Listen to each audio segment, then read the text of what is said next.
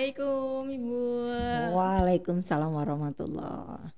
Terima kasih Ibu nih sudah berkenan hadir untuk di Mulai Jaten Podcast ya Ibu ya. Hmm, Gimana nih Bu perasaannya Bu datang ke Mulai Jaten Podcast? Dahsyat. Saya tuh nggak nyangka ya ada podcast studio yang cakep, keren banget kayak di Mulia Jatin Studio. Keren, teman-teman hebat. Alhamdulillah nih Bu buat kayak apa sih ya pujiannya lah untuk Mulai Jaten Ini Podcast. Mulia Jatin nggak pakai S ya? Oh, Mulia Jatin S itu maksudnya Mulia Jatin Studio, Iya ya? Bu. Iya. Saya berasa dingin soalnya di sini. Saya kira tadi pakai S-nya itu karena ada S-nya. Enggak Bu, Mulai Jaten Studio itu Mulia Jatin nama Studio. podcast kita Bu. Nih ngomong-ngomong kan kita lagi bulan Ramadan Ibu ya. Ya. Ibu biasanya kalau bulan Ramadan ngapain aja Bu kegiatannya? Sama sih sebenarnya, kecuali bahwa ada taraweh, sahur, banyak wirid, banyak berdoa, banyak ngaji. Selebihnya sih sama dengan hari-hari biasa. Memperdalam agama ya Bu ya, mumpung di bulan suci. Me time, ya, me time dengan mendekatkan diri kepada Yang Maha Kuasa. Wis, me time dengan Tuhan ini ya ampun. Aduh, terenyuh sekali hatiku. Lalu Bu, yang buat aku penasaran nih, Ibu kan jadwalnya padat banget Bu. Di bulan Ramadan ini apalagi kan. Gimana sih Ibu cara membagi waktunya? Sebenarnya tuh kita yang menghandle waktu ya. Jadi waktunya semua orang punya waktu 24 jam. Saya sendiri memang dari sejak lama, sejak muda, seusia kamu mungkin udah terbiasa tidur tuh sedikit gitu. Jadi buat saya waktu nggak masalah. Dan ibu saya dulu waktu saya kecil bilang gini, kalau telat itu nggak ada alasan yang bisa diterima. Jadi kalau kamu telat untuk datang jam 5, kamu harus bangun jam 4 dan berangkat setengah 5. Kalau kamu masih telat datang setengah 5, kamu harus berangkat jam 4 gitu. Jadi nggak ada alasan untuk telat dan tidak bisa membagi waktu. Oh, jadi kayak misal kalau hari ini kita telat nih, kita bangunnya kesiangan, berarti besok kita harus bangun lebih pagi lagi. Iya, untuk kita yang memperbaiki mengatur waktu. Iya, dan saya juga terapkan itu pada anak-anak saya. Bagus banget nih Bu. Oke Bu, kita mau langsung ke topik aja atau mau bahas apa nih Bu? Boleh, tapi jangan yang berat-berat ya, kan ini puasa. Pokoknya kalau kamu nanya kali-kalian gak boleh lebih dari perkalian 7 deh. Iya deh Bu, soalnya Karena kalian juga susah. Iya, karena kalau udah lewat angka 7 saya harus pakai kalkulator. Kan kelihatan kalau saya gak bisa kali-kalian. Sama Bu, aku juga harus pakai kalkulator sini Bu. Ya udah nih, kan ada nih ya namanya pedagang sama pengusaha. Setauku tuh pedagang sama pengusaha tuh kayak sama lah gitu. Kalau menurut Ibu tuh sama atau beda sih Bu? Ya sebenarnya tergantung orang melihatnya dari mana ya. Bahkan orang kalau kita tahu di zaman dulu tuh orang menyebutnya saudagar kan gitu saudagar. Ya. Tapi yang pasti untuk anak-anak muda zaman sekarang itu punya pola perdagangan yang berbeda. Mereka by digital, dan kita sekarang orang-orang setua saya itu sudah berpikir tidak meninggalkan pekerjaan kepada anak-anak, tetapi lebih kepada sistem. Jadi orang-orang seusia saya itu sudah memikirkan bagaimana membangun sistem sehingga kita ketika meninggalkan kepada anak-anak itu sebuah usaha yang memang sudah shuttle untuk mereka jalanin gitu. Dan kita itu bahkan kita sebagai owner itu menjadi bagian dari sistem. Iya Bu, bener banget kan. Milenial zaman sekarang juga kan berdagang nih sekarang udah pakai yang namanya media sosial, terus pakai ya Shopee kayak gitulah pokoknya. Jadi kan mereka seperti membangun sistem mereka sendiri dengan sekarang dengan apa ya yang namanya apa sih itu kayak apa ya? Lupa juga aku nih. Ya jaringan anak-anak muda sekarang kan punya jaringan yang berbeda. Iya benar banget. Ya. Nah, ada nggak sih Bu ciri-ciri pedagang atau pengusaha sejati menurut Ibu? Sebenarnya itu pilihan ya gitu. Saya punya contoh nih, kebetulan anak saya namanya Bintang gitu. Dia masih kelas 2 SMP, tapi dari kecil dia sudah suka bisnis gitu. Kalau kakaknya dibeliin susunya diminum. Bintang itu susunya dibawa ke sekolah dan dijual ke teman-temannya gitu. Nanti hari Sabtu dia bawa pulang. Nah, memang mungkin ada orang yang berbakat bisnis gitu ya. Tetapi saya lebih percaya bahwa sebenarnya pebisnis itu dapat dibentuk gitu dan diberikan kesempatan. Di usianya sekarang dia sudah memotivasi dirinya bahwa saya ingin jadi pebisnis gitu. Terserah orang mau punya cita-cita jadi apa, tapi saya pengen jadi pebisnis. Dan kita memberikan kesempatan, ruang, dukungan sebagai orang tua. Karena saya lebih yakin bahwa pebisnis itu dibentuk. Apakah sejati atau tidak sejati, saya rasa semua pekerjaan itu membutuhkan istiqomah. Kadang kita bisa jatuh, kadang kita bisa hancur, kadang bisa tergulung-gulung gitu ya. Tetapi menunjukkan bahwa kita be tough, kita kuat, kita harus bangkit lagi. 7 kali jatuh berarti harus 8 kali bangunnya. Ya bener banget Bu.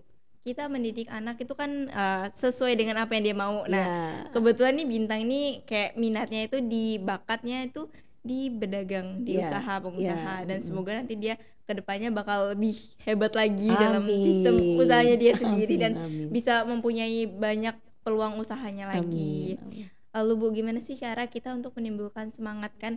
Mungkin kadang-kadang ada yang bisnis nih, mungkin dia karena dia gagal terus dia bilang ya udahlah, udah berhenti gitu. Gimana sih Bu cara untuk menumbuhkan semangatnya? Dan ini kan untuk generasi milenial yang sesuai dan sepadan dengan yang apa yang diajarkan Rasulullah di zaman dahulu. Kamu tahu nggak apa yang nggak ada dijual di supermarket, di pasar basah, dimanapun? Apa tuh Bu? Spirit. Ya, semangat. Jadi semangat itu harus dibangun. Nah, makanya kamu harus berkelompok, berteman dengan orang-orang yang punya minat yang sama dengan kamu. Sehingga ketika kamu jatuh, teman-teman kamulah yang menyemangati. Ketika kamu memerlukan bantuan, ada teman-teman yang passionnya sama dengan kamu, visinya sama, cara melihat suatu masalah sama dengan kamu, dan itu akan memudahkan kamu untuk bangkit lagi gitu. Karena sudah pasti hal yang paling niscaya dalam kehidupan kita sebagai pebisnis itu pasti ada untung ada rugi. Nah ketika kita lagi rugi, ketika kita lagi bad mood, ketika kita lagi nggak punya hopeless lah gitu, nah kita memerlukan teman-teman untuk saling support, untuk membantu kita menemukan lagi langkah-langkah kita. Bener banget Bu. Jadi lingkungan tuh mempengaruhi kita juga ya pasti. Bukan kayak kalau kita lagi ngedown nih pasti kalau kita punya temennya sefrekuensi gitu mereka pasti bakal kayak ya kamu ngapa sih ayolah semangat lagi lah minimal ayo dong do your best gitu, ayolah take langkah lah gitu, dan mereka akan dampingi. Harus itu. Nah ngomong-ngomong nih Bu, ada nggak sih kayak trik nih biarin kita menjadi pengusaha yang sukses? Yang pasti hidup itu 3 ya kalau menurut saya. Tidak hanya mau, tapi maunya harus diiringi dengan kemampuan. Jadi kita harus up kemampuan kita, belajar dari hari ke hari. Nah itu perkalian, mau kali mampu, dan ada kesempatan. Nah untuk kesempatan inilah kenapa kita harus berkomunitas, ketemu dengan orang-orang yang satu frekuensi sama kita gitu, yang di hati yang kita punya tuh passion sama klik sama lah kita. gitu ya, klik lah sama kita gitu, ya gitu. Jadi karena kan hidup gak mudah ya gitu, dan kita perlu teman-teman yang seperti itu. Jadi perkalian antara kemauan, kemampuan, dan kesempatan. Nah tadi kan ngomongin itu kan. Nah ngomong-ngomong, gimana sih cara kita melihat kayak peluangnya? Kalau di sini nih kita bisa bisnis nih, di sini kita untung, ngelakuin bisnis ini kita untung, dan kita juga bisa mengembangkan bakat kita di bisnis ini. Gimana sih Bu cara untuk melihatnya? Dengan ketemu teman-teman ya gitu. Jadi sebenarnya orang tuh suka mengedepankan ego dia. Saya mau jualan A. Padahal dia nggak pernah survei seberapa kebutuhan orang terhadap produk A. Dan produk A yang dia inginkan itu seperti apa gitu loh. Jadi kita harus survei pelanggan dulu. Misalnya nih ada teman saya, dia pengen buka semacam hotel atau wisma ya gitu. Nah, dia harus tahu standar dengan konsep seperti ini yang orang harapkan itu dapat fasilitas apa aja gitu. Terus harganya berapa, pelayanannya seperti apa. Nah kalau survei pelanggannya sudah didapat, baru kita putuskan kita mau jualan apa dan harganya berapa gitu. Jadi sebenarnya kita duduk di sini aja udah kelihatan nih peluang bisnis. Di depan kayaknya perlu dijual kan ya. Pasti Bu. Ini produk dari SMK kita nih Bu. Ya. Dan SMK-mu tuh beruntung karena kalian tuh dipimpin oleh bukan sekedar kepala sekolah, tapi CEO yang luar biasa. Sangat luar biasa Bapak Khaironi kita. Iya. Saya ngeliat di SMK ini dulu dalam keadaan mau bangkrut ya. Iya gitu. dulu. Nah, jadi saya ngeliatin sekarang udah jadi hebat seperti ini tuh kalau kalian tuh beruntung banget dipimpin oleh seorang CEO, bukan sekedar kepala sekolah. Ya alhamdulillah banget kita punya kepala sekolah yang sangat luar biasa itu Bapak Khaironi yang sudah bisa lah mengembangkan sekolah kita menjadi sekolah yang sangat luar biasa. Ini sampai kita punya Mulai Jateng Studio. Oh, ini dulu harapan dalam mimpi doang. Iya, tapi sekarang terkabul. Iya, keren kan? Iya, alhamdulillah banget. Dan ini nih Bu, kita punya produk. Ini namanya Jahimu. Ini nih seperti apa ya? Kayak ini dari farmasi, produk mereka yang buat. Jadi gimana sih jahe itu yang awalnya cuma sebuah jahe yang biasa dijual di pasaran ya untuk bumbu masakan, untuk jadi sebuah minuman yaitu Jahimu. Di sini juga ada kayak hand sanitizer, ini juga buatan farmasi nih Bu. Dan ini udah izin apa udah ya? Udah Bu, udah bersertifikat kok Bu kita Bu. Keren banget, luar biasa nih. Ya siapa tahu nanti ibu kita kasih lah untuk coba-coba gitu Bu. endorse iya gitu Bu, siapa tahu ibunya suka terus nanti beli lagi gitu ya, kan. Jangan pas siang ya. Ya kan kita pas buka puasa ya. Buka puasa ya nanti sore untuk ya sahur atau buka puasa atau malam-malam habis tarawehan mau minum-minum. Kamu tulisin dong tidak not for sale gitu. Ntar saya jual lagi. Bukan untuk jualan ya, untuk dicoba lantai di rumah. Nah kita ini ngomongin nih, memulai bisnis itu kan harus ada niat dan keyakinan kan, seperti yang tadi yang aku bilangin, harus ada kemauannya. Karena ini termasuk kunci di mana kita harus yang kita miliki untuk menjadi seorang pembisnis. Nah, baiklah Bu, ini untuk pertanyaan terakhir lah. Ya nggak apa-apa lah ya. Terakhir nih, bagaimana sih Bu agar kita menemukan niat yang dan keyakinan tadi itu, yang kita tadi udah ada kemauan, udah ada usaha, agar lebih lebih niat lagi dan bisa dijadikan usaha yang benar-benar untuk menjadikan kita sukses. Be sure about your choice. Kamu tuh mesti yakin dengan pilihan kamu.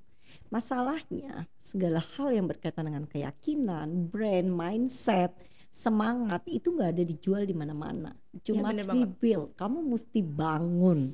Dan bagaimana cara kamu membangun? Kamu harus ketemu dengan orang-orang yang baik, yang satu frekuensi dengan kamu. Kemudian kamu harus banyak baca buku, baca referensi gitu. Pasti. Itu udah wajib lah. Semua pebisnis, semua orang kaya di dunia ini rata-rata per tahun melampaui baca buku itu 50 buku terbaru ya, gitu. 50 buku terbaru gitu. Kalau kita lihat Warren Buffett gitu ya, mereka tulis tuh minimal mereka baca buku 50 terbaru. Padahal mereka orang-orang hebat yang juga menuliskan buku, menuliskan kisah-kisah mereka. Mereka aja baca buku orang lain. Kenapa? Karena untuk membangun semangat kita mesti mendapatkan inspirasi dari orang lain, referensi yang cukup gitu. Jadi untuk teman-teman muda yang nonton podcast ini, saya berharap ini bisa menjadi spirit, menjadi semangat ya, bahwa sekarang tuh dunia lebih mudah dan persaingan anak muda sekarang tuh bukan sesama anak Indonesia, tetapi kita berada di dunia global. Kamu bisa jual barang di luar negeri dan kamu bisa beli bisa gitu, bahwa dunia ini sangat global, sangat luas dan kamu bisa cukup dengan gadgetmu aja gitu. Jadi dengan kemudahan yang diberikan oleh Tuhan di dunia ini hari ini, saya kira ini juga bisa menjadi semangat buat kalian. Ya pasti Bu, soalnya jika kita mau, kita bakal harus usaha yang lebih keras. If we want to be the best, give more than what we can. And do your best. For sure. We will do our best together. Dan semoga apa yang kita sampaikan di podcast kita hari ini nih bisa diambil hikmahnya untuk teman-teman semua dan bisa bisa kayak dilakukan di kegiatan mereka sehari-hari. Amin. Siapa tahu mereka mau jadi pembisnis juga. Amin. Dan ya siapa tahu aku juga bisa nanti ya. Amin. Dan makasih banget nih Bu udah mau hadir di Mulai Jateng Podcast, Sama-sama. berbagi ilmu dengan kita hari ini. Ya Allah, kita udah ngobrol banyak-banyak nih loh. Boleh tanya nggak? Apa tuh? Jadi kalau ada yang tanya kenapa Mulai Jateng Podcast itu pakai es? Ya karena dingin mungkin. Ya karena kalau nggak pakai es nggak dingin. Iya, soalnya ada AC di atas kita Bu. Makasih banget nih loh Bu. Ya Allah, ilmunya bakal aku pakai lah untuk kegiatan sehari-hari. Amin. Tonton terus channel ini dan jangan lupa like, comment, subscribe, dan share video ini ke teman-teman kalian semua. Wassalamualaikum warahmatullahi wabarakatuh. Mulai Jateng Podcast, semangat melayani Indonesia.